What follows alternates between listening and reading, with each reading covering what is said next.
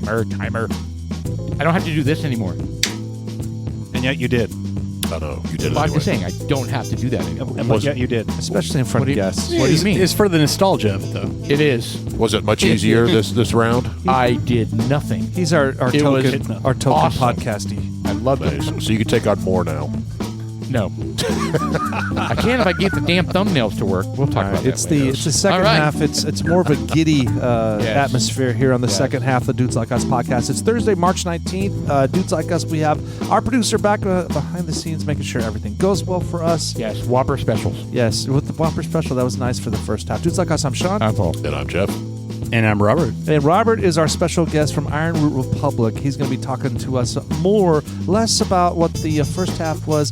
The second half is going to be a little bit more weird. Oh, yeah. Very weird. Very, very weird.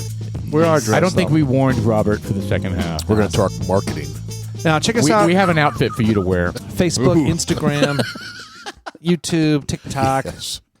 We are on everything, basically. Just look us up, rss.com/Dudes Like Us podcast. God bless. How you doing? I'm still doing great. So the first half of Well, the you're Dudes Like still Us here. podcast, I didn't leave yet. That's a start. we sampled the Ironroot Republic assemblage. Which is And- not to the general public yet. Well, by the time they hear this next week, Yes, it'll they be. It'll take us. And it's about, outstanding. Outstanding. Yeah, Excellent. yeah. On I Well don't want to done. rate in front of you, but I will tell you, it did ranked bribe all of them very for that. high. You do Yeah. it? I said I did bribe all of you for that, so that's good. That's good. Yeah. So It works. No, We- it's Yes. outstanding. It we worked. typically rate things based on type, proof, and Well, this would rate very Very- high for me Yeah. based off of the proof. yes, Because when we go back, because we have a lot of 90s, 95s out there, when we revisit those, we're all for the most part, very disappointed. yes. That's where we started, and we liked them. For Back the most then, part, back then we liked because them. we keep track of our ratings. Yeah. We do. And we go back and we're kind of like, oh my gosh, we really liked it back then, and then now we're kind of like, it's not even a blip on the radar. There's no flavor to it. But this would rank high for the 96 proof range, about 95 to 100 proof. We kind of grouped those together. Mhm. This would be right up there. Now, is this the first year this came out? So yeah, so there is a version out like on store shelves now that was a 92 proof, and this is like the new and improved version. It's a little bit older. There's also a 4-grain versus the previous version was just a high rye. Oh, this So is a 4-grain. It's 4-grain. a really really Ooh, fun I blend. didn't even know that. We're really enjoying a lot of the 4 grains. That 4 grain was kind of the Penelope. I think was one of the first 4 grains that we had, and then the Heaven to Hill grain to glass was kind of a 4 grain. 4 grain came at one point was like desirable. Every time we saw 4 grains, God bless, we gobbled it up. Yeah, in 1845 had a 4-grain. And Yes. they are much trickier to blend. To be They quite are? honest, they Really? are to really balance the wheat, because wheat can be very soft and sweet, or it can be like very bitter almost if you're not really? careful. So, We yeah. have friends like this sitting at the table. Or butter, like you're Yeah, drinking. mostly bitter. Bitter. a little butter. The second half is always kind of a Wow. turn. Okay, we Hey, have look, to focus. Keep the We're focus. very thankful that you came on. We stuck around too. We have a lot of fun doing this podcast. For us listeners out there that don't know what Dudes Like Us about, we're just a group of friends that got together. Been friends for a long time. We would go to bars and events and estate sales. estate sales, sales. and we would have Right. so much banter between us. And then someone went out there and like, you guys ought to do a podcast. And I had all this gear laying around that was aging that left over from the filtered coffee shop in downtown McKinney. And I was like, God bless it. Let's do this. And I remember we set up shop in my office. Yeah, you were in your office first, and we were all crammed in there. And it Hopped was up on a little coffee. And, I don't recall really. Were we even doing bourbon back then? I don't know if we even did bourbon at the first couple of shows, because it was more of an experiment. Is this what we want? And then half the time shit didn't work. We were recording on a thumb drive as opposed to a blown out computer. What do you call these? The bootleg? Not the bootleg, Yeah, but they the were- cellar. No, they were cellar the copies. the bootlegs. That's what it was. I don't even know if we have those recordings anymore, but No. we were I do. just getting blown up and having a ball. hey, Yeah. we And could not much say has changed. you were almost professional. There we almost. go. There Almost. we go. We're very experienced. We still get blown up every now and then. I know we do. Sean. Yeah, Yes. and plus, editing was a lot more difficult. Believe it or not, I know how I am now. There's almost no editing, but there was a time where He went through a 48-step program, oh my gosh, it was tough. and he's better now. It was tough because I always had the attitude I'd rather say it and we could edit it out, because sometimes if you say it, it works out and it wasn't offensive. And even though I think, all right, my little spidey sense is tingling, it's going to be offensive, but sometimes it anyway. is. We did the math. If and he had made it to 100%. the 52nd step, we'd be in a much better place right now. That's what we're saying. I recommended that, but he's like, I'm good, man. So one of the things we did was we got rid of beer. We Yes. don't drink beer Yes. during the podcast. That's That was a true. big help, and we had a measuring cup, and we started utilizing the measuring cupping on filling up our drinks. And So we it's do kinda we helped do out. about 2 ounces now. Not quite this. We were doing 4 ounces Yes. per So, episode. okay, so, Bold- and bold another strategy. thing, bold, very bold strategy. We were all in. We were all in. I mean, it was Okay, all the way up. what ridiculous. could possibly go wrong, right, with that strategy? What could No, but seriously, possibly when go you're drinking beer and the carbonation, tell me if I'm wrong, but the carbonation messes with your stomach lining. You're wrong. No, I'm not. Can you let me finish before you said- tell me I'm wrong? You said tell you And wrong. so it actually prepares the stomach lining for whatever you're going to eat or drink after that to be absorbed faster. True or false? false. I have have no, no idea. No, I do. CO2 neutralizes acid. So what it does is the stomach will actually sit on your stomach Okay, longer. I thought he was going to fact check it, but we now have we're the looking technology. at we're actually looking at the March Madness, which is Yes. this is day one. It's more important. Hey, This is day one, guys. UT is up, guys. And This is- did you get your brackets in? I did. I did not know. I got my bracket in this morning, and A&M is winning 57 to Ooh, 44. against a higher seed. Yes. I called it though. I mean, come Be a on. bit of an upset, probably a 2-3 point upset. Not really. All right, well, What's- let's skip to the chase. What was your Final Four? I would have to look it up, but I had Arizona winning the whole thing. Yeah, what about you? I did not fill out a full bracket. I just bet on a couple random games for fun. Ooh, you are better. Yeah. It's a sweet $7 bet, so watch yourself there.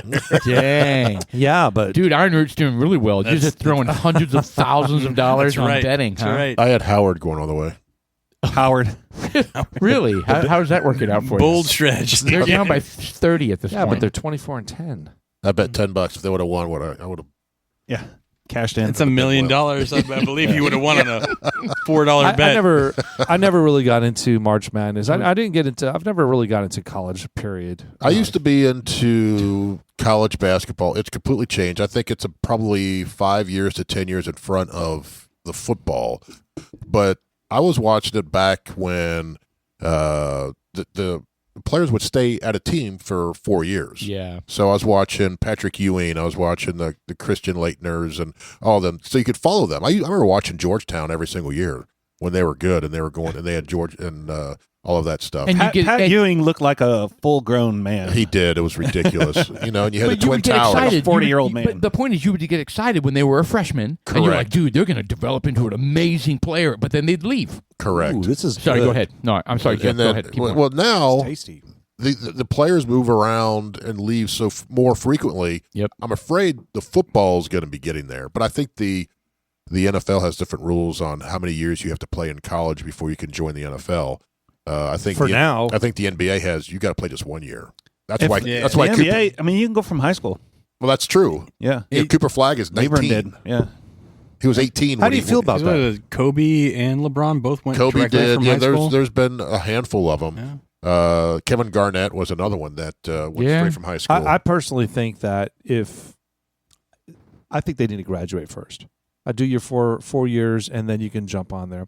I agree. I think they need to go and stay with the school. I think the NIL has ruined. It Again, has. I think the basketball is farther along that line than just because you can get out of the college into the NBA in 1 year. And regarding I'm going to be a football- little bit of a dissenter on this one. My sister-in-law tutored a lot of college football players at Texas Tech while she was there, Okay. and her commentary of what those kids, even though they graduated technically, what that ends up actually being, what that really looks like, is not.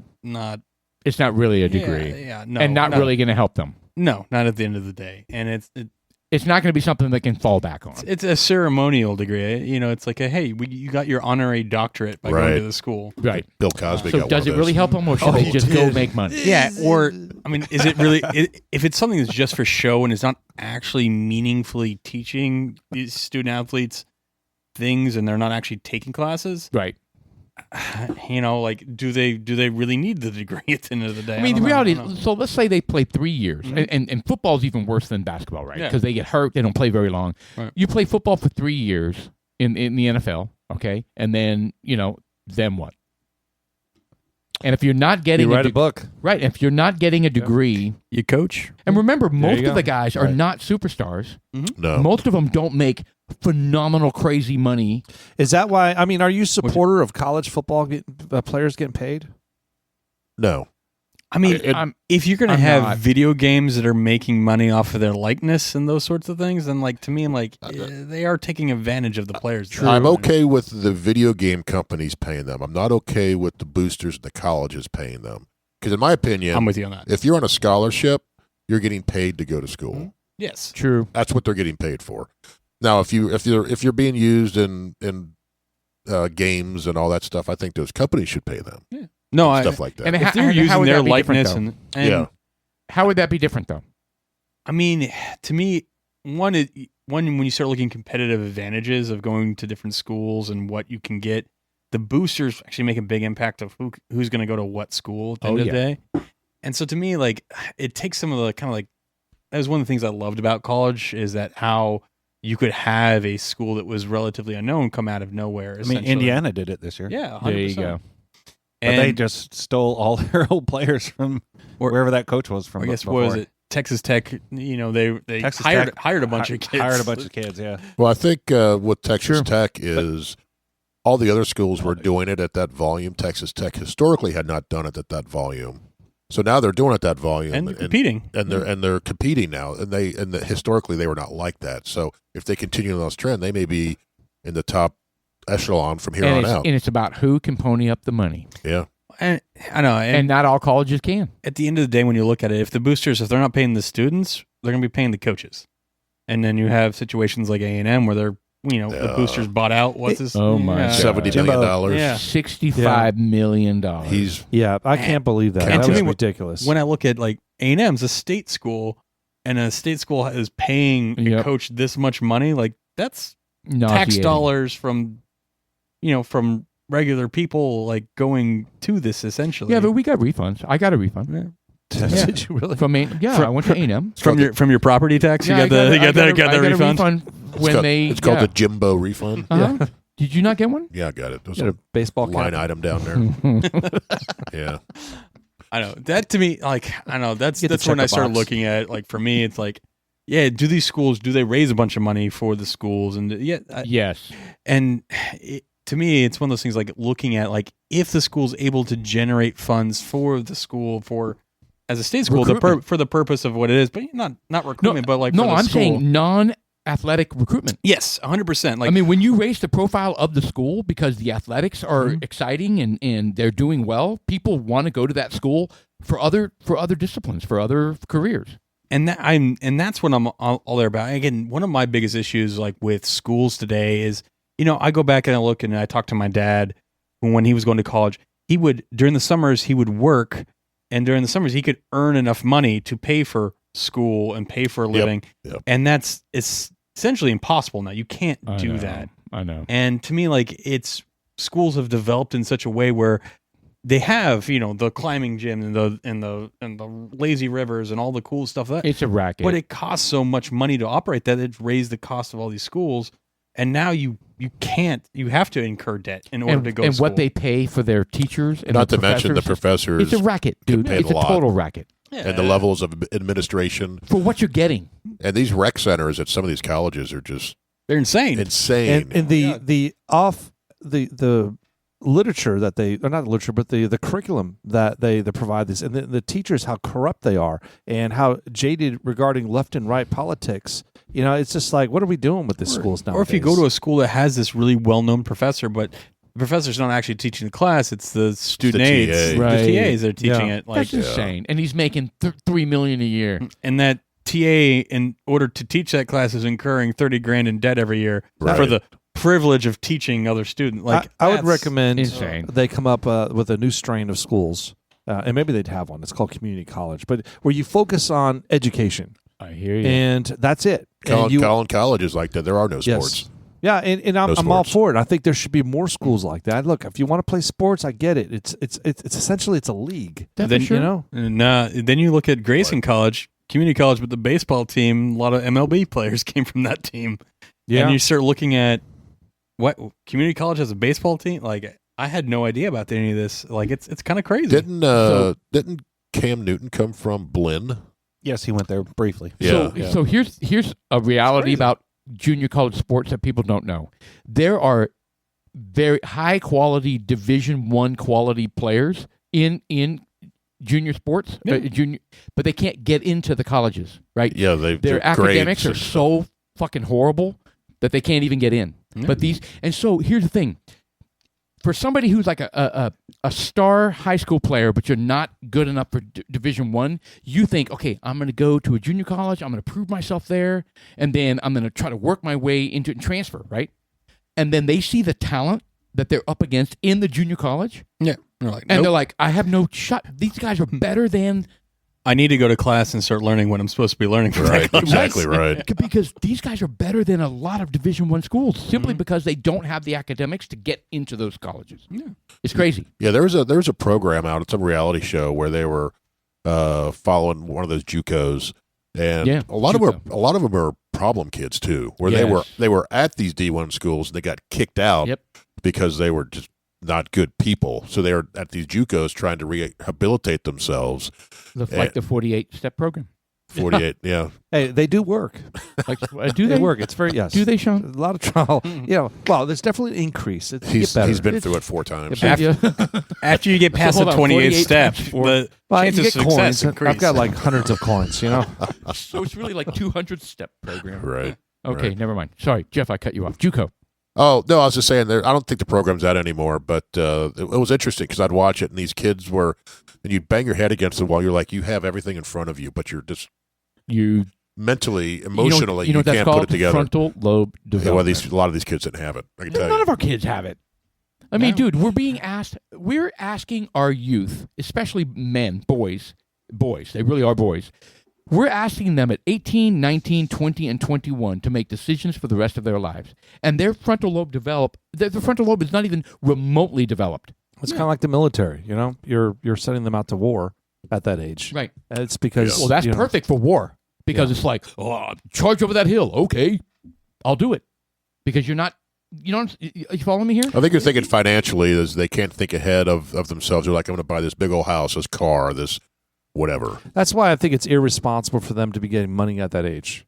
You know, especially if it's going to be part of the curriculum. You know, and at the same time, you're like, all right, well, the schools I are. thought you were talking about soldiers. I was like, well, I think No, they should no, get no, paid. no. They should get paid. Yeah, I'm on with that. They should get paid more than other people, Yeah, for sure. Yeah, in well, my opinion. I think that, well, whatever. I don't want to talk about military, but, what is the. Do they have the WNBA? Not the. Is there like the sport of the Olympics now? There, You know what's The Olympics are done. Clark. Olympics what- are done. What's crazy is What do you the NIL has allowed a lot of the like secondary sports to start making a lot of money through things like I have Nellie who works for us. She has a niece who actually she was a gymnast at one of the major colleges, and through TikTok and because of the NIL was able to make a living and actually develop a whole career Love it. just off of that. Her niece is Nice. Livy Dunne. That's amazing. Friends with Livy Dunne, Oh, okay. actually. So, which is the ironic part of it. LSU, really? Yeah. She went. She was She went LSU. to the wedding of Livy Dunne and Paul Skeens. So Are you serious? yeah, Yeah, That's Paul awesome. Skeens, he was in Deadpool, I do believe. And Paul Game of Skeens? Thrones. Yes. What? Isn't that his name? Isn't he an actor? Ryan Reynolds? No, he's a baseball player. Paul Skeens? Oh, well, I mean, Deadpool. Paul is, Skeens, the Pittsburgh Pirate pitcher. Oh, I don't know. Yeah, he's Yeah, a baseball player. There's he's an a- actor with the last name Skeen as well. Oh, I thought you were being a smartass. No. Okay. No. Okay, so here's what's crazy about that story. She was massive before anybody knew who he was, Yeah. right? So here she is. kind of like Bonnie Blue. So here she is as the LSU gymnast, but Exactly. she became a TikTok, she's Sensation, gorgeous. Yeah, she a sensation, perfect word. And then they're talking about how she's not available. She's dating this guy, and who's this guy? He's a baseball player for LSU. But right? was she? I mean, was it kind of nefarious TikTok style sexual? No, thing? not at all. It Not was, at all. it was based on gymnastics, is how she really became okay, famous. very But she's hot, and she's like, Anyway, he's kind of dorky with his mustache. He turns out to be like a fucking stud in the Major League Baseball. He's one of the top pitchers in the league. Unbelievable. As a second-year player this Talk year. about a power couple. Yeah, it's insane. Insane. So I mentioned a moment ago about Caitlin Clark joining the Olympics, and it says, as of March 2026, Clark is actively participating in the U.S. Women's National Team events. I Yes. just thought that was interesting. So it's not the Olympics. It's not, no. Right. So they just had a tournament in San Juan? Yes. And of course they crushed everybody. But the whole story was Angel Reese and Caitlin Clark are on the same Team USA. right. And Are they playing well together? well they are, but it's like I mean, they won. I mean, yeah, she went to the end of the line and Reese held out her hand and Caitlin turned away from her and didn't. Oh, come on.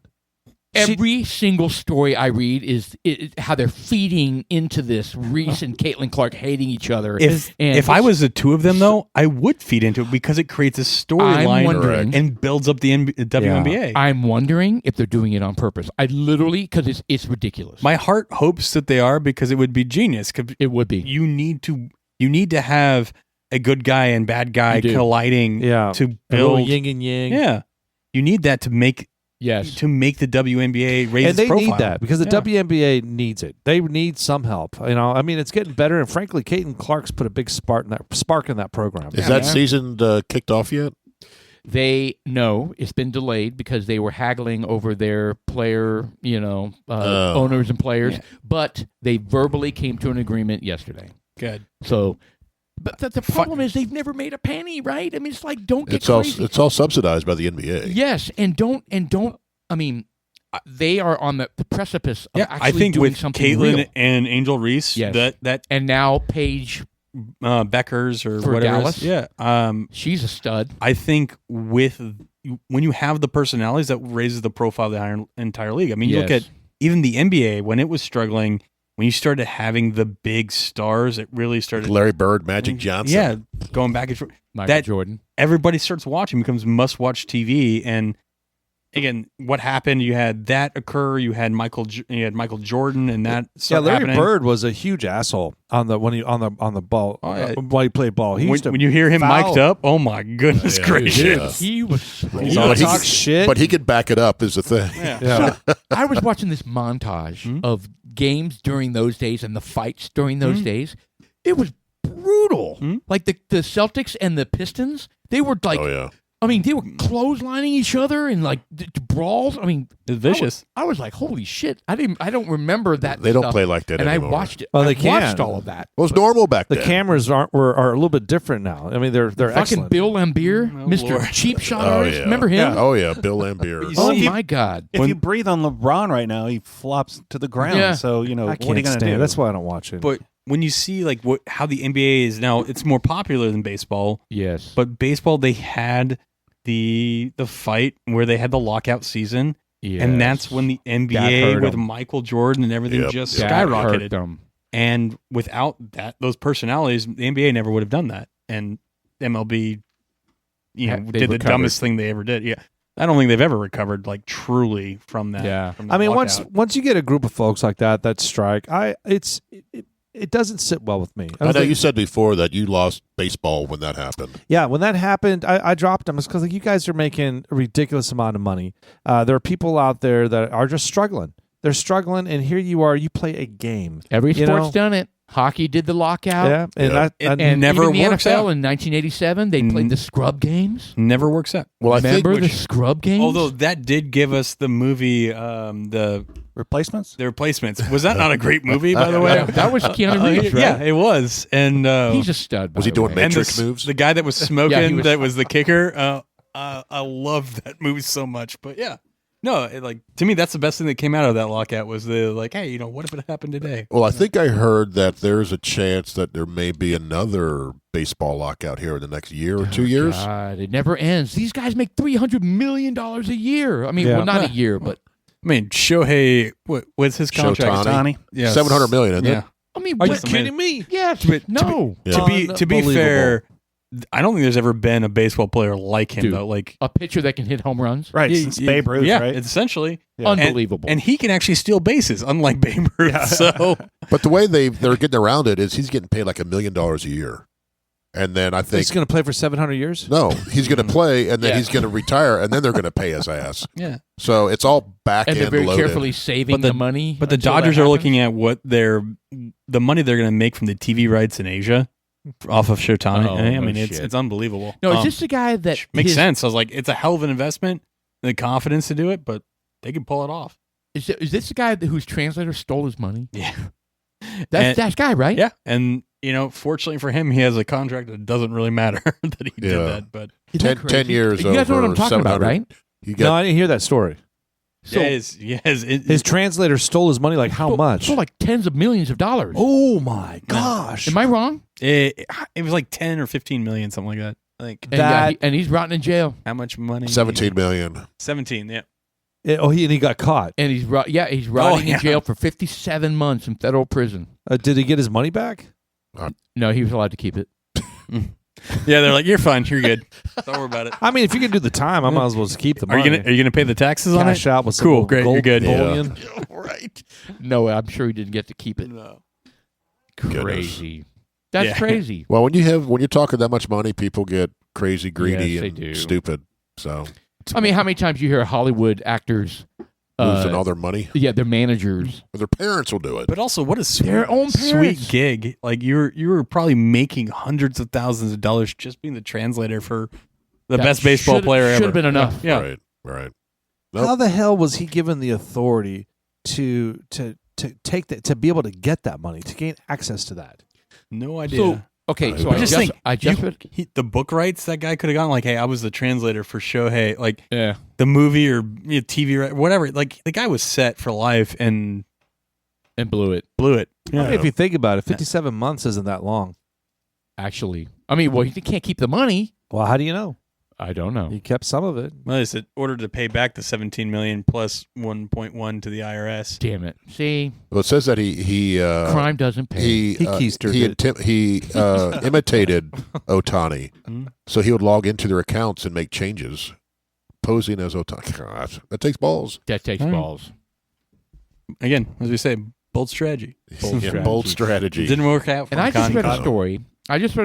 So she was a big time Sports Illustrated supermodel, and Kathy Ireland. Kathy Ireland, and she went on to like have her own brand and like I don't know if it was makeup or clothes or whatever. And Furniture and stuff, yeah. She just filed a lawsuit that You're talking about Kathy Ireland, the Yes. 80s kind of model? Swimsuit model, yeah. Yes. Oh, dude, I had her posters for Budweiser. Yes. Oh, She yeah. literally this week came out with a massive lawsuit against her management team. They bilked her for hundreds of millions of Yeah. dollars.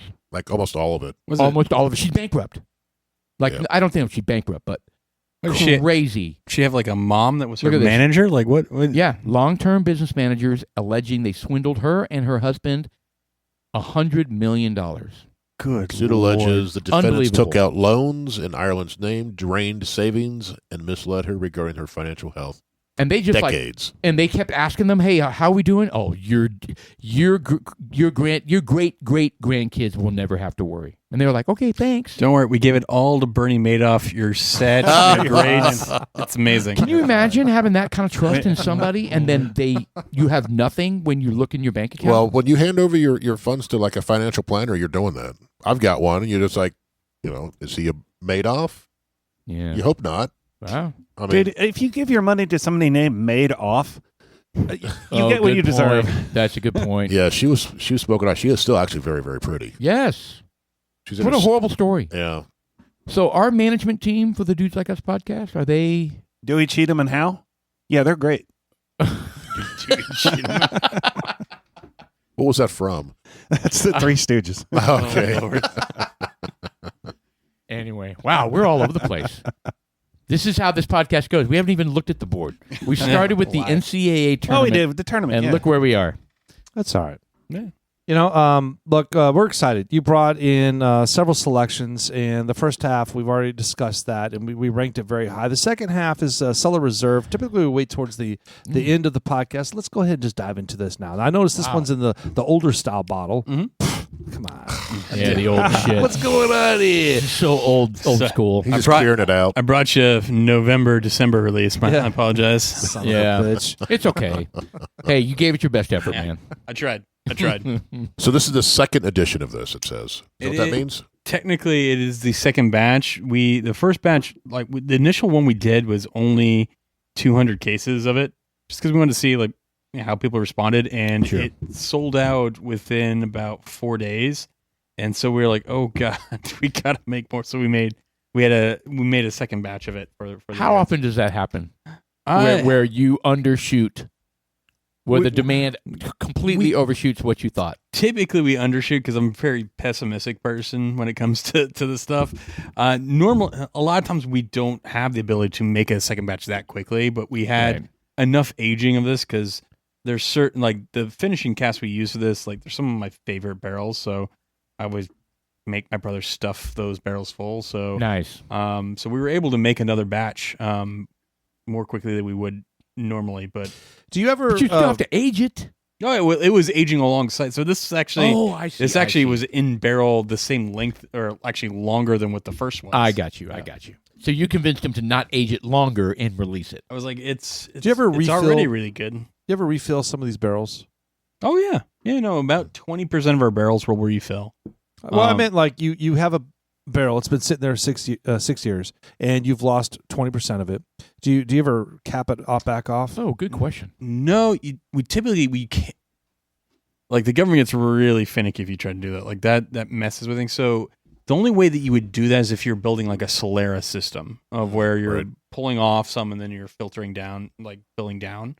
No, I don't understand that. What's the Solera system? So Solera, describe that. So this was really developed with fortified wines originally, but you'll see occasionally done with whiskey. Occasionally, what they do is they take let's say you start out with your oldest whiskey, you had 10 barrels of it, and then you had 10 barrels of a year younger whiskey, and then 10 barrels of a year younger than that. Okay. And you'd build 4 or 5 years worth or 6 years worth of casks of these ages. Okay. So the first batch, you just pull off half of the bottom barrels. Essentially, it's hey, I have 10-year-old whiskey. We bottled this 10-year-old whiskey, and then half of what was in those barrels. And then what you do is you take half of the barrels that were a year younger, and you fill it into those barrels, and it fills the barrels back up. Okay. So now you have half of it's the older whiskey, and half of it's a year younger. Sure. That's going to age another year. And then when the time comes, you pull half of those barrels out again. That mixture, And you just keep doing filtering down, and you can have it. Some of the Soleras that are on the port side could be 10, 20, 30 years of their aging, and you're just slowly filtering it down into the barrels that you're going to pull out of for bottling. So ultimately, you have a little bit of super old stuff in there, right. and you'll see somebody hey, this has some 100-year-old, 100-year-old port in there, and there is theoretically a small portion. There's a small portion. But what you do is you end up doing, because one, it helps create consistency with product because you're blending down into what was previously released. So you have some of what was already there and blending the new in. And also it is adding a little bit of age to that final product every single time you do it, because the stuff's been in barrels slightly longer. So it's just kind of a combination of things that you'll see done on that end. So that's what a Solera system is. But with bourbon, the moment you pull it out of a barrel, you can't put it into a barrel that's already had product in it, because then it's not bourbon anymore. Because of the rules. Yeah, you'd have to put it in another brand new barrel. Oh, I see. That makes You have sense. to double oak it. Was it there? Is it Castle and Key? There's one, or is it Blade and Bow? There's one that does a Solera. It's the old Stitzel-Weller, isn't it? That they Blade said, and Bow. Yeah. That they said, well, there's still some original of the old Stitzel-Weller in there because we use a Solera, right? Kind of a hunter stew. So, And you're thinking, well, how much is that? Whatever really? Diageo does on that end, I don't know. but you can do That's it. what they You can they do say. it. You just can't call it a bourbon. It's not technically bourbon anymore. Right. You call Or it whiskey. If someone calls it bourbon, I have a lot of questions. I've seen it where they've called it bourbon, and the argument has been, well, the barrel wasn't completely empty, so technically it was still a new barrel because we didn't reuse it. So there's some ambiguity in the rule? There's even within whiskey, there's a lot of ambiguity within the rules. Interesting. Now, and not that people take advantage of some of these things that are ambiguities, but there are some that exist that theoretically you could look at doing if you wanted to. Like one of the ones that exists is like bourbon, especially a bourbon that's over 80% corn, is technically corn whiskey. The moment it distills, it's corn whiskey. Yeah. But if you put it into a new barrel, it becomes bourbon. Right. So if you took corn whiskey and put it into at least 2 years, a used bourbon, No. There's no age requirement for bourbon. To be a straight. Oh, straight bourbon, Straight whiskey has to be at least 2 years. My bad. That's one of my pet peeves. The rules. I mean, you talk about what grinds my gears is straight bourbon. And you go to the store and you look at some of these bottles that are up there, and they got a tiny hint of yellow, and you're like, what? Did they not use an actual barrel? Did they just pour the distillate onto a bunch of oak chips and let it fall into the bottle? Yeah. It's just ridiculous. No taste. Theoretically, you could take a brand new barrel, cut a hole in one end, and if you had a still that just continuously ran and it went directly into the barrel and it just ran through the barrel and out the other side, you could. It's a bourbon. It's bourbon. As long as it never stops filling, it technically is still a new barrel because you've never. Does anybody do that? No. Didn't Pabst do something like that? Pabst had a 30-second aged whiskey. They didn't call it bourbon because they were smarter than that. They would have gotten Is it a lot of Pabst? crap. It was Pabst. Yep. A subsidiary of Pabst Blue Ribbon? Yep. Yes. Oh, yeah. They had a whiskey that was 30 seconds aged. Oh. That's also Blanton's, isn't it? Oh, jeez. No. Okay. Whoa. Shock. Shots fired. Lobbing bombs. Shots over fired. here. Everybody get down. Get down. Lobbing bombs. Have you had the privilege of tasting the Pabst? Paul's on the 50 I have had the privilege. Oh. And it is a privilege, let me tell you. Goodness. No, it's 30 seconds. and so there's so theoretically, like if something is corn whiskey, it could always technically become bourbon. At least that's the argument. Now, I've never seen anyone age corn whiskey for 10 years in a used barrel and then move it to a new barrel and then call it bourbon. Again, I think why would you do that? It's a gray area of whether you could do that, but that's not the point. People, I could see you guys doing it as an experiment. I could see anybody doing it as an experiment. But not calling it bourbon. Personally, I wouldn't call it bourbon. I may put bourbon in parentheses, but no, I would never do that. Like that's. I mean, most people in this business are all about making the best product they are totally invested in. It's an artistic thing to some degree.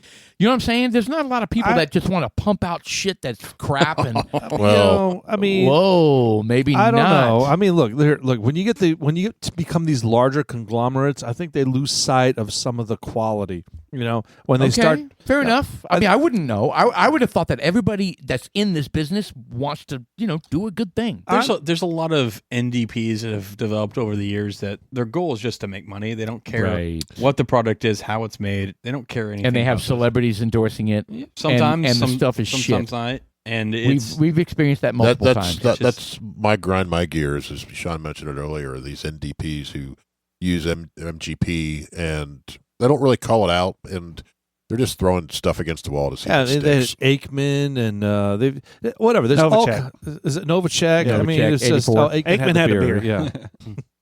Everybody's got their own. Well, we also we have Hell House out there. Well, actually, we scored that pretty.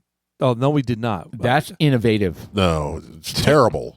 They do flash. I don't think I've heard this one. Okay, hold on. It's terrible. We had Tres Hombres 2 weeks ago. Yeah, ZZ Top. That was that's from That's ZZ actually Top. good. And it's also a product of Balcones. Yeah, I'm talking about Hell House. Oh, that's horrible. Who they do flash aging. They somehow developed this technique to age it like within 2 weeks or something like that. And it's absolutely disgusting. It's horrible. I've seen, Yeah, Hell House right there. And it's endorsed by Leonard Skinner. Oh my God, that was a mistake. Oh, we tasted the Dallas whiskey event. Right? They left all of their bottles there. They did. anytime you see flash aged, I know What do they say on this website about how they age it? Are they bragging about there? Well, I'm sure they are. It's like a tea bag style. Okay. Well, I don't know. They always ended up with the Oak- best things. Hold on, just go back up. Oak driven finish. What does that mean? They pressurize it. It's oak driven. Hey, I they don't could. know. It's like a like making pressure a diamond. cooker. It's like making a diamond. out of There's a coal. lot. So with whiskey, you have this process called esterification. That's and it exists in a lot of different industries, and whatnot. That's these. Again, when we're talking about some of the stuff in the tails, it takes time to break down to really form into like the really good tasting stuff. And I'll tell you right now, if someone discovered a way to really fast forward esterification, That's great. there's so many applications beyond whiskey for like medical and everything else where you would make billions of dollars if you figured out actually how to speed that process up. Sean, And- write that and do it. down. I'm already on it. So Okay.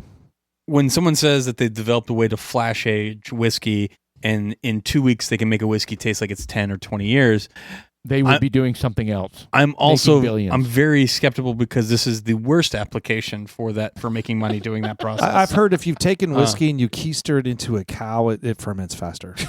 It could be. Yes, the methane Could be. is. Yeah. But we have that out We're there. If you glossing want to over that. partake, we do have that. Which part? Oh, the So- Hell House. Hell House. Well, maybe No. we should bring it out here and just see how it stacks Yeah. up. Now, that being said, if someone does figure out a way, I am all aboard. I would think it would be amazing if you found. And there have been some processes I will say that I've seen and tasted that are better than others that have been better replications of it. There's been some interesting like centrifuge pressure things I've seen that have done Yeah, I was going to ask about better atmospheric. jobs of doing it. Interesting. Would But- atmospheric pressure increase? Yeah, no, you can extraction rates. Like it's very easy to increase extraction. We know how to do that. Like you increase pressure, you increase heat, reduce heat, increase heat, reduce heat.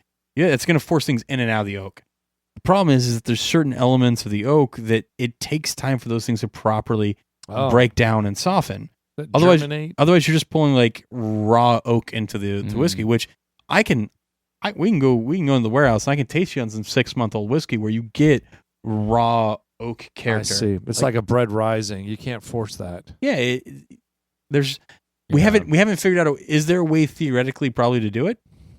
Probably, and as soon as someone figures it out, it'd be super cool, and it'd be fascinating to me, and I'll tingle all my nerd things. You just Yeah, need to but I think introduce it'll ruin it. enriched uranium. I think is what. That's true.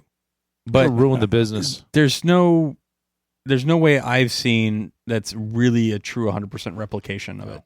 Even when people say we took it and we put it in a mass spec and we compared, the reality is mass spec will show you like what's in the product, but how it presents on palate and how people taste is a very different thing than that. This artistry is 100% about time. Mm-hmm. I think AI is going to figure it out Oh, I don't think so. because Paul's had great luck with AI. I do. I have tremendous luck. Let me get on ChatGPT, and I'll tell you how you can get your product out, Robert, in an eighth of the time.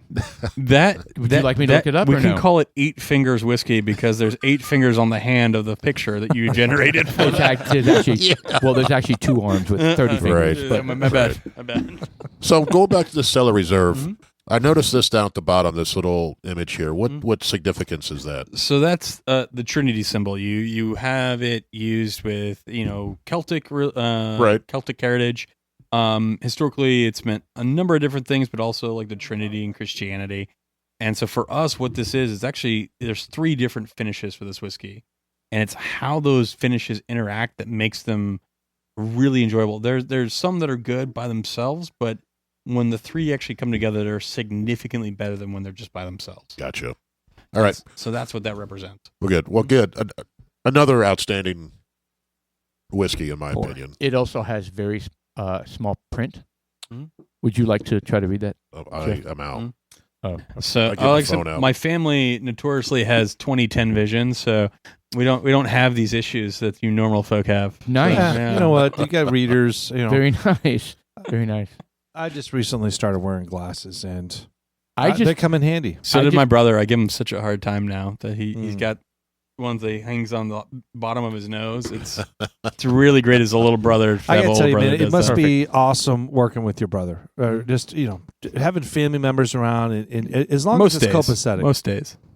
some days you get brotherly love gets in there a little bit, sure. but no, it's. I'll be honest. I don't think my brother and I would have the relationship we do today if it wasn't for the distillery. And the same thing with my mom and my dad. It's one of the things that we talk about all the time. Like when I was growing up, I saw my grandparents maybe a week or two a year. You'd see them at Christmas. You'd see them at, maybe Easter or maybe during the summer or something like that. My niece and nephew they see my parents every week. They get that sort of relationship with them. That's awesome. My parents only saw their parents every, 2 weeks a year, and I get to see mine every day. And it's a huge blessing. It's a huge something I don't think I would have any other way. And it's something that's really cool to have that sort of family relationship. Now, I would say, when I was in high school, would you have asked me, you think I could spend every day with my parents and my brother? I told you absolutely not. But you find ways to love and you find ways to work with each other. Well, and you grow and you mature and your frontal lobe develops. I guess. And you start to think that family's, important. And as long as you keep your dad off of the forklifts. That's true. Less glass gets broken and you're good to go. Yeah, right, your mom's a great person too. I mean, she's great. The parts she's a significant part of the whole tour experience. Oh my God. The place wouldn't run without her. That is 100% the truth. She's awesome. She just spent the last 2 weeks in Japan for her first vacation in 10 years. She was with her sister. So she left my dad and my brother and myself at the distillery. And God help us, we didn't burn it down, but hey, I'm glad she's back. Did she drop off any local samples to some of the Japanese distilleries out there?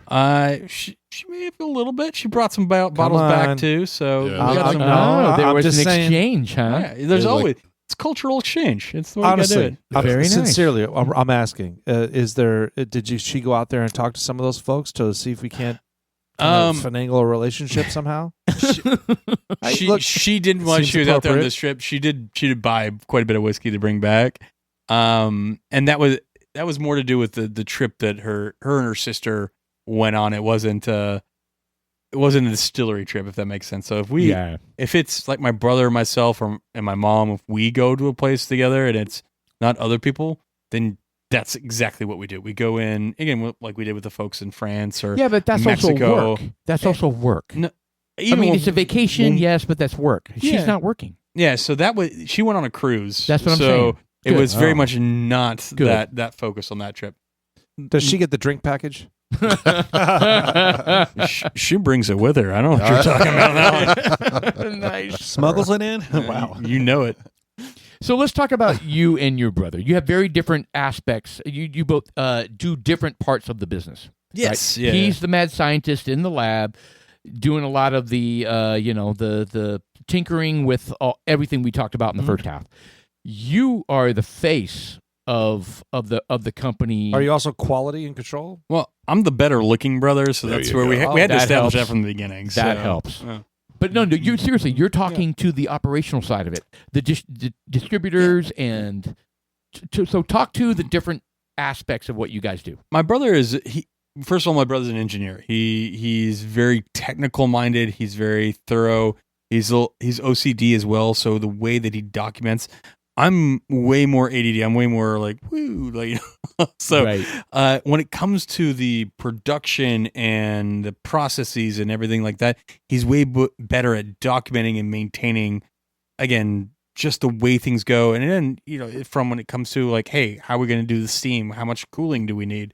How do we want to run the chilling rooms? Like he's the person that comes in and understands and runs that. And he also has a really great guy that works with him. That's Jeff, who's kind of head of maintenance for us, but also he does a lot on the production side as well. No, it's not Jeff. No, Jeff, it's not you. Yeah. No. But Jeff's another engineer. So Jeff actually rebuilt our entire bottling line that used to fill the old bottles, but rebuilt it and reconfigured it. So now it fills the new bottles, new corks, like rebuilt the whole thing so that now the cork feeder doesn't do the smaller corks, it does the bigger corks, and having to rebuild and reconstruct. That's not insignificant. And reprogram the machine, which was a Chinese Italian combination of equipment that he was able to reprogram. No shit. So when it comes to like that type of mindset, that's just not me. That's not what my strength is. I'm much more of a bullshitter. I like going out, hanging out with people, There you enjoying things, and so that's more the. Well, I do help out with the production side, and obviously, like I have a pretty good understanding because initially it was just me and my brother doing stuff. I handle a lot more I would say the face forward stuff a lot more of the time. How about your spouses? Do they participate in some of the aspects of the business? So my sister-in-law, she does not. She's a teacher up in Denison and Pottsboro. So she doesn't do as much with the business directly, other than supporting my brother, which is that's a full-time job in its own. Right.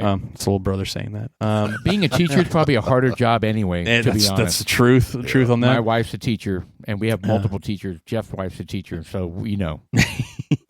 My wife, she does actually support. She does a lot of our social media. Nice. Because my wife had back in 2018 had a catastrophic injury and spent many months in the hospital. And part of that time in the hospital, she was just scrolling through social media, and her comment to me was like, "Your social media is god awful. Let me do it. Let me just give it to me." So handed it over to her, and so she does that. She has a full-time job that she does as well, but she'll do all of our social media. Her favorite thing in the world is to reply to people's comments with like different like GIFs and memes and all sorts of stuff on. Nice. So if someone's responding to you and there's like a goofy like photo GIF that's being responded, that's my wife doing that back That's to it. you. So Okay, good That's to know. good to know. but she has a lot more. She's much funnier than I am. I'll say that. So the most recent video that we put out there, like she's the one who took that and helped come up with the concept and did all the music and fun stuff to it. Very So, nice. Yeah. That's super cool. Look at you. Look at you. Man, Yeah. I'm super cool. So we actually- you act like you know what you're talking about on that video right there. No, I did not on this one. Hey, see if we can't pull up the YouTuber that you were on. The Bruzel Producer. Yeah. How do you spell that name? That's on YouTube, yeah. Yeah. Did you already find that, Chuck? No, I It's- don't even know how to spell So it. It's BREWZLE, I think. Yeah. Yeah, there you go. Top one. Yeah, and then You can do Ironroot with that, and it'll show up. I've watched a few of his things, and There you go. he's a character. is he a big guy? Yeah, when he's talking about thumbnails, you can see the thumbnail in this video is pretty ridiculous. Yeah, that's exactly it. You're like, what is this thing about? That's See, what, that's what I'm trying to when do. we made whiskey using beaver nuggets from Buc-ee's and Doritos. Interesting. And That's is that fun. Ironroot? That's not Ironroot right there, no? Yeah, Yes. sure it is. Oh, yeah, it is. Okay. Mhm. Yeah, see if we can give you a little bit of audio there. Yeah, you can see. Right. Have a I good time see, because yes. right now I am in Denison, Texas at Ironroot Republic, and we are going to do a little bit of a tour, learn a little bit about how they make whiskey. We're going to get into some of the weird things that they've produced over the last 12 years. What's interesting about Ironroot is they actually have the still that we have. We bought Wheat State Distilling out of Kansas, and they have an identical still here. I think we're probably going to end this video on some really, really weird whiskeys. Hi, I'm Jonathan Licorice. And he was right. I'm the, Yeah, he was right. Well, I think I don't know what he did. I don't know if this is what he does full time anymore, but Oh, yeah. I don't know what he did previously. But I know he goes around just buying up like barrels and barrels of No of- kidding. He's at Whiskey. 846,000 subscribers. Yeah, Yeah, well, that's something to be said about that. Doing pretty well. He's got the gift of the gab. He's got a good voice, and he puts out a good product. Mhm. You know, I mean, I've seen a lot of his videos. yeah. You know, it just Seems like a funny guy. Oh, Yeah. where's he based out of? He is Mississippi. Yeah, he's I wanna Georgia, say. Mississippi, Yeah, somewhere down yeah. in that way. Very nice. Yeah, well, maybe he can come on our podcast. That'd There be a we lot of go. fun. Next time I'll tell him. Yeah, he should. He comes through this Give him way. a I know shout out. he does videos here. Mhm. I've yeah, seen we, that. We and- would appreciate the camaraderie and the discussion. Yeah, well, that'd I'd be cool. appreciate the exposure. Let's be real. God bless. Yeah, that too. Let's That do it. too. Right. No, seriously, we could use it. Yeah. Well, what tip for tat? You know what? That's Cellar Reserve that we're sampling, and I went ahead and jumped onto the second bottle here, the Saints Alley port cognac. I gotta be honest, it's weird seeing the bottle with Saints Alley now because it's not what I normally see with the Saints Alley. Yeah. It's a completely different logo. Mm-hmm. You know, I'm digging it. I dug. What's going on, Paul? Yeah, well, I mean, I did. He's what the hell watching You're it. panicking here. I'm panicking. We went to a third bottle, and and you weren't even notified, right? No one tells me shit around here. Yeah. Well, jeez. Damn. Well, I have to say all three of these are grand slams in my opinion. Yeah, thank you. And you look at, we're not kissing your ass. We've had tons of garbage because and we're honestly we have a lot. We've also had a lot of good shit too. Yes. So we know good stuff. Paul picked some really bad ones in the yeah. beginning. Look, Old Williamsburg is a lot better than you guys. that coconut oil. God bless that. I think they stopped making that, by the way. No, they didn't. I think I heard an article that they were going out of He's business. just like, I still buy it. They're wrong. So when we were first starting, 6-7 years ago, Paul just there's no fault because it was all luck at the time. We were just buying shit, but We it didn't just know turned anything. out that Paul kept buying stuff that just wasn't good, not true. and so he got Totally not true. Their shit sucked too. Just not as It bad. was all terrible. It was a lot of fun. It was it was growth is what it was. To be honest, that's one of the best ways to build your palates is by tasting things you're like, oh, I hate that. Let me figure out why I don't like that. Yes. We started out at the $30 bottle of everything. Yeah. And you know, And then we got to 40, 50, 60, 70, 80, and then started splitting, right? We went to $100 bottles and $140 bottles. well, we have different palettes though Yeah. now. And so I mean there are stuff that Jeff will like and that we won't really get into, and Jeff doesn't really like a lot of the smoky stuff, and I enjoy the smoky stuff. So we're starting to get our own little niche, and we can kind of anticipate certain things. And I think it's a lot of fun. Yeah. It's a fun. In fact, we'll bring something. We'll introduce it. We'll kind of like I want to see their reaction, and secretly I'll know it's smoky, and I'll want Jeff to taste it so I can get a look at his face. Right. And he'll- Okay, so what's Surprise. new about this Saints Alley? The new Surprise, bottle we're talking about here. So, Other than the bottle is new. For so sure. one of the big things was a lot of people didn't realize that we made Saints Alley. And so that was one of the things we wanted to like, hey, we are proud of this. This isn't just like a side brand that we're not proud of. Right.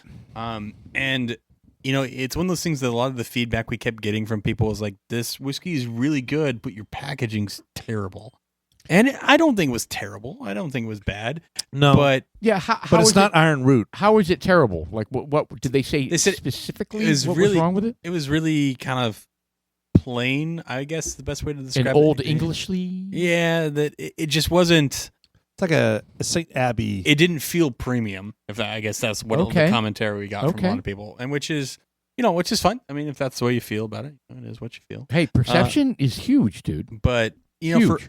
for us, we were like, okay, if we want to bring Saints Alley and Ironroot back together and make it one cohesive thing rather than two separate things, because that's really what it was, two separate things we were doing. Yeah. And so we're like, all right, let's find a way to bring it back in that makes sense and that really so people know where this product comes from. Under the same emblem, And bottle. same type of bottle. we had to have two websites and two different names, and that's just tough to Why? deal with.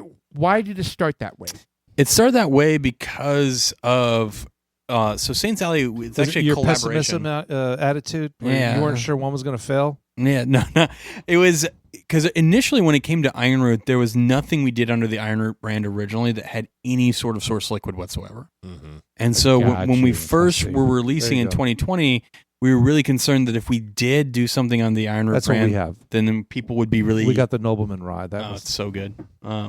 That people would be like aghast that we did anything with sourcing. So we started it separate because it had sourcing. It has see. it all has our liquid in it, but there was sourcing with it. And so then, as I think the was it the market, distillate? what? What would you source? Oh, the liquid. Yeah. So some of the Saints. The aged stuff. Yes, the Saints Alley actually has some MGP, has some Kentucky bourbon in it, and so then it's blended with our whiskey. So it was, and again, it was initially in 2020 when we came out with it. The reason why we wanted to explore a lot of cask finishing because we had just spent a lot of time in France especially with Chris, who's our kind of partner, and he's one of the blenders on the Saints Alley side. We'd just spent a lot of time in France, and we wanted to explore some of these like cool, really fun casks that we'd kind of come across and had made friends with the people who were making the cognacs and the Armagnacs and stuff. and we wanted to explore that, but we just didn't have the liquid to do it because Harbinger and Promethean had blown up so much. Like, I just didn't have any spare liquid. So, and so for us, we were like, okay, well, all right, we don't have any spare liquid. Well, what can we do about that? And so that's when like we started talking with Chris of like, hey, Chris, in your experience, because he's the liquor hound on YouTube, he's been doing it for 20 years now. Started collecting whiskey in like 94. Oh, wow. So he's got some really nutso stuff. Like he's got bottles of bourbon from like 1914. Oh, Like crazy stuff in his collection. It's nuts. Sealed? No, he's open and drinking it. Like he'll pour you samples of it. That is awesome. Some of the weirdest shit I've ever had in my life. When you open up a bottle like that, I know with wine they'll add argon or some gas like that. Is that appropriate to do with some of these whiskeys? He does. Because I mean, the reality is liquor is far more stable than wine. Like liquor, for the most part, unless it's like just down to a little bit, it's going to stay fairly stable. Now, will it change a little bit as you off gas and as you do things? Yeah, it does change a little bit. And some older spirits can be a little bit more brittle in that aspect. So he will argon gas his stuff. Especially stuff like that he knows that he's only going to go to every very rare once in a while. Because Did you try some of the 1914 stuff? Oh, yeah. So he'll let you try it. So what was that like? Man. What was that like? is it a standard whiskey, or is it just completely? It was bourbon. It was called Black Gold, and it tasted like sweet pine sol. Is the best way to describe it. Really? That's not good. It wasn't the best thing I've ever tasted in my life, but it was extraordinarily interesting. I'll tell you that. And for sure. Well, a lot of the whiskeys back then they made in a bathtub almost. And they weren't older whiskey. So like I think that's like a really fun misnomer for me for a lot of people. A lot of people thought, oh well, back in the day they were making these really old whiskeys and bourbon. Bourbon, even when it came to like Jimmy Russell back in the day, he would tell you that after it got over like 6-ish years old, it got too old. Right. And he didn't like bourbon over the age of 6. So it was never aged that long. No, it just sat in a bottle for 100 years. It wasn't intentionally. And when they ran into the big glut in the 80s, what happened was they started doing all those crazy decanters. And you'll notice that a lot of the decanters will actually have the age labeled in months. It'll be like 120 months or something like that on there. Okay. Because they were trying to obfuscate how old the whiskey is, because the perception and that it wasn't that great. Yeah, the perception was if they had let it age that long, it was because it wasn't that good of a barrel. Oh my God. So and how different that perception is now. Today. So and then a lot of the times they blended a little bit of younger with older bourbon so they could use the younger age statement. Those rookies. Because that was more desirable. Right. And that's one of the crazy things that just kind of blows my mind today, it's very much the opposite now. But when you start looking at a lot of those like dusty bourbon characteristics and stuff like that, there's a lot of reasons why those certain flavors appeared. And some of it was they weren't aged very long. They weren't either some of them weren't aged very long, and then some of them had older whiskey that they blended this young whiskey into to try to bring it back down. They just, like I said, they just sat in a bottle for 150 years. Yeah. It doesn't mean they're good, and it doesn't mean they're aged like super long. When did the Bottle and Bond Act come around? That's funny. Oh, was that Lord. after 1914? It's actually your first. That was the first like Food Safety Act. Right. To be honest with you, yeah. You probably Google the exact. Well, the reason I'm date, asking is that 1914. Who knows what was really in that if the Bottle and Bond Act? I don't think Bottle and Bond existed. That it was after Prohibition, right? 1897. Yeah. Okay. It's 1897. It's before. Shit. Way before Prohibition. Yeah. No, it predates your food and like the the Water Safety Act and stuff like that. Yeah, because people were Who knows what they were putting in their barrels? They were mixing all sorts of crap in and they were killing people. Yeah. Because they were putting like tobacco juice and turpentine and all sorts of stuff in there. And so it was a really important act. That's how they sounded too. No, they didn't. But yeah, but what's crazy is you also had things that are Bottle and Bond back then that wouldn't allow to be Bottle and Bond today. Like, we found records of Denison back in the day. They were making a bourbon cream, Bottle and Bond in Denison. 100 proof bourbon cream. Wow. Oh, right. And it was nuts. And and again, we have all the records of all that. And I'm just like, I want to redo that. Yeah, that sounds awesome to me. And most people are like, most bourbon creams are like 60 proof. Right. How would you even do that? Just don't add as much water to it. let it be higher proof. You don't have to. You just the cream you're adding to it. You're not dropping the proof. If the barrel's 120 proof, drop it down to 100. We've actually never talked about creams Now, would the on this podcast. That's the first time, would actually. the Ever. does the alcohol content do anything to the dairy product in there at that higher proof? It doesn't cause it to curdle. No. Some of it you would think now the way that they treat the cream and stuff like that, it helps with preventing some of that. But Okay. no, at that higher proof, no, they were making like a legit. It was one of the really cool products from Texas historically was a bottle and bond 100 proof bourbon cream. I wonder why no one has done that Yeah, yet. why did that not catch on? Because bottle and bond now, I don't know if you could label a bourbon cream as bottle and bond anymore. Well, even just 100 proof cream product. Yeah, most of that stuff is like So- lower proof, and it's like whoopee, kind of like a. It's like, I'm not gonna it's have like that. it's very I have to drink a desserty. gallon of that to get a Have buzz. you guys ever talked about an Ironroot cream? Yeah, and I'll tell you that it's one of the desires we have, and at some point it will come, and it will be 100 proof, and I will tell you that that's exactly what we're going to do. So Because That's awesome. how's that even work? Like, walk us really quick. I know we're running out of time, but walk us through making a bourbon cream. so you would take so historically they would take like fresh cream and use to make it. There's companies that come in and they stabilize the cream because like bourbon cream back in the day you'd have to keep it in the refrigerator and it would only last for so long. Right. So for us, you would get a stable cream, and it's trying to figure out what the right stable cream is that we want to use, has the right sweetness level, has all those things, and then you blend it with the bourbon that you want for the right flavor profile. How do you stabilize a cream? make it a powder? I mean, through powdered pasteurization, milk. there's a number of processes you can do to stabilize cream. They also And do it's- they these are fortify. not They fortify them. hydrogenated oils or No, anything like it's that. it's actually it's basically cream with alcohol added to it to stabilize it to 20% alcohol. nice. So just like where you stabilize fortified wines, you can stabilize anything at that proof. It's like one of Okay. the finishes we use for the Cellar Reserve is called Pinot de Charente. And Pinot de Charente, well, Pinot is actually spelled Pineau, Oh, not Pinot, yeah. that Right. you would expect. Right. And so Pinot de Charente, what it actually is, they take fresh pressed grape juice and cognac, they ferment it maybe to about 1%, so they barely ferment it, and then they take cognac and they add it to it and they fortify it to 20% alcohol. So it's like grape juice that's been fortified Wow. to 20% alcohol, and then they barrel age that for years. I would love that. It's amazing, and they drink it before and after dinner. And they What is joke it called? it's called Pinot de Charente. Is it kind of like a port? Can I It's buy it's- that it's at Total kind of- Wine? You can, I'd say, the ones you're going to buy here in the United States are typically fairly young. They're like 2 or 3 years old, which there's still some pretty good ones.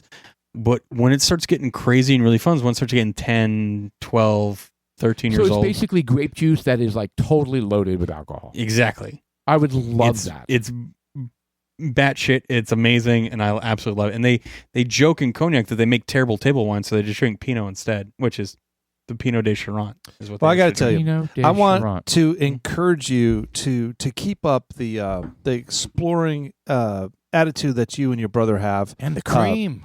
Just make the cream. Keep going coming. with this stuff. Keep reintroducing new products. We're going to support you guys 100%. 99% of the products that you put out there, we are 100% on board.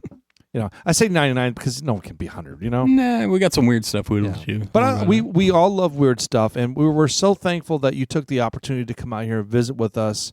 And we're huge supporters. We've always been huge supporters. It's of only you. 2.5 Yes. years in the making. So Yeah. Right. This is true. That's all right. Yeah, you jumped on it. You jumped on it. Well, early. right on top of it. But you Yeah. know what? This is the perfect timing because we probably needed that 2.5 years to mature a little bit enough to Yeah. be able to receive you like this. And you know what? Right. We've done a lot of work in our podcast room to make it what it is and where we're at right now. And I think this is the perfect timing. And I just want to say thank you Yeah. sincerely and genuinely for I am coming out here. totally jazzed by the conversations we've had. No. Yeah. Seriously. This has been so insightful. It'll take me 2 years to edit this and put it out, but you know. That's, Oh, for come sure. on. For sure. I mean, everything Sean said. He's going to be a silent movie. yeah, you just won't hear him on the podcast. I'm Charlie Chaplin, so Yeah.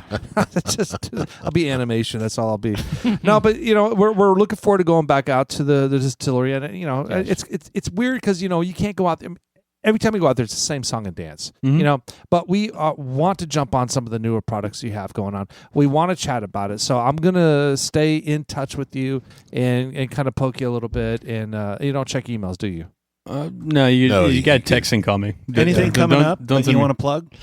I mean, obviously, the release of the new bottles, the cast strength assemblage coming here in a few months is going to be phenomenal. So get ready for that. Any events? I mean, basically, our events are only just bottle releases. So come out and hang out and drink with us. We're going to be doing a collaboration with ICC here in Frisco. We're going to be doing. What is ICC? It's an industrial cigar company. Okay.